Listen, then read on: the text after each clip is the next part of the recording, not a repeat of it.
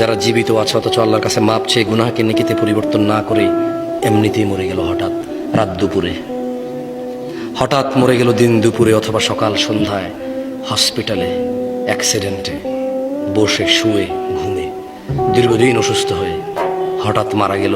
তার গুনাহগুলো গুনাহ রয়ে গেল, এগুলো তার জাহান্নামে যাওয়ার কারণ হয়ে বসবে। অথচ গুনাহগুলোই নেকিতে পরিবর্তন করতে পারতো সে বেঁচে থাকা অবস্থায়। এই যে নিঃশ্বাস চলা অবস্থা যদি বলতো যে ইয়া আল্লাহ আর করব না, তুমি সাক্ষী, আমি করলে তো তুমি দেখবাই, কোথায় করব তোমার থেকে লুকিয়ে। তুমি দেখো আর চুরি ডাকাতি জেনা ব্যভিচার নেশা মিথ্যা কথা কিচ্ছু বলবো না।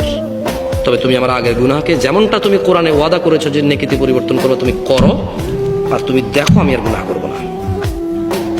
আকুলু কওলি হাযা ওয়াস্তাগফিরুল্লাহ লি ওয়া লিসাইরিল মুমিনিন ফাস্তাগফিরুহু ইন্নাহু আল গফুরুর রহিম। আমি আল্লাহর কাছে আমার জন্য এবং আপনাদের সবার জন্য ক্ষমা চাই।